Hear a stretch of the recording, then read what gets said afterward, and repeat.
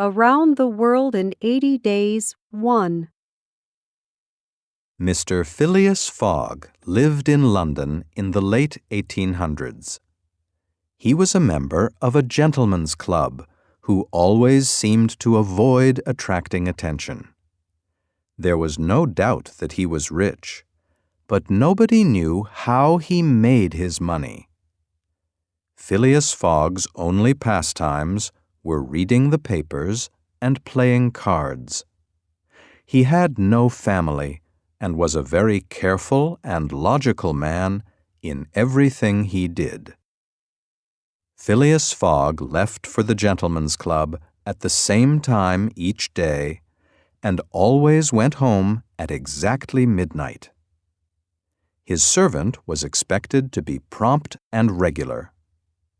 Mr. Fogg had dismissed his last servant for bringing his shaving water to him at the wrong temperature. At exactly 11:30 a.m., Phileas Fogg left for the Gentlemen's Club. Passepartout, the new servant, found a card hung above the clock in his room. Written on the card was a very precise daily schedule. "This is just what I wanted," said Passepartout to himself. "We shall get on together, Mr. Fogg and I." Mr. Fogg was now in the reading room of the Gentlemen's Club. Several of Mr. Fogg's friends entered the room. They began to talk about a bank robbery that had occurred 3 days earlier. They had heard that £55,000 had been stolen. The newspaper said that a gentleman was the robber. Some of the men said the world had grown smaller, so the police could follow the robber anywhere. The others believed this fact would make it easier for the robber to hide. The world had not actually shrunk, but one could now travel around the world faster than before. It could be done within 3 months. Newer trains and steamers meant quicker travel. "You can do it in 80 days, said Phileas Fogg. The newspaper had written a story about it. The story had even included the estimated travel times and routes. All of the men, except Phileas Fogg, thought it was impossible to actually travel around the world in 80 days.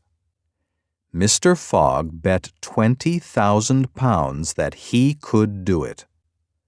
His friends thought he was joking. When they realized he was serious, they accepted his bet. All 5 men promised to pay Phileas Fogg £4,000 each if he was successful. Mr. Fogg decided to start his adventure that very evening, on Wednesday, October 2nd. This meant that he would be due in London at the Gentlemen's Club on Saturday, December 21st at 8:45 p.m. Mr. Fogg left the club and went home to prepare for his adventure. Passepartout was very surprised to see his master arrive home at a time different from the schedule.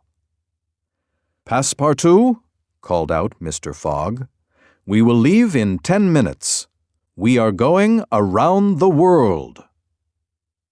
Passepartout opened his eyes wide in astonishment. "Around the world?"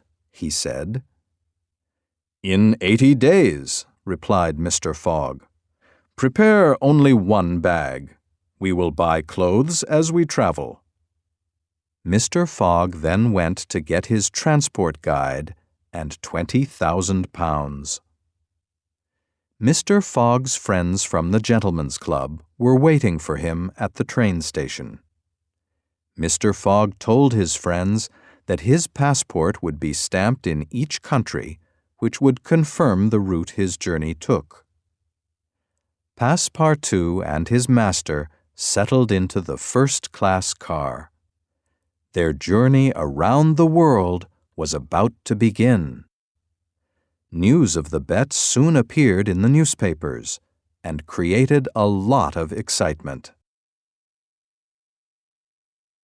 The excitement suddenly died down when Detective Fix sent a message to the London police.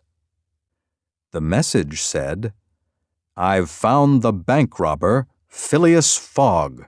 Send an arrest warrant to Bombay." Yes, Mr. Fogg had been named as the main suspect for the bank robbery. The police thought that his journey around the world was a cover-up. Mr. Fogg and his servant were now on a steamer heading for Bombay through the Suez Canal.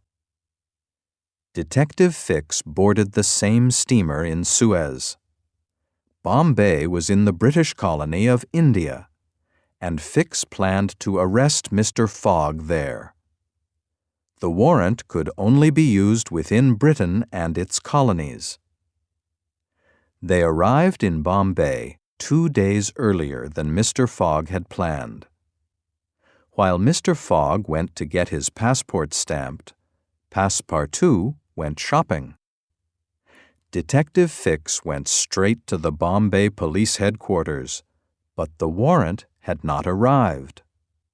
Fix then went to the train station to watch Mr. Fogg.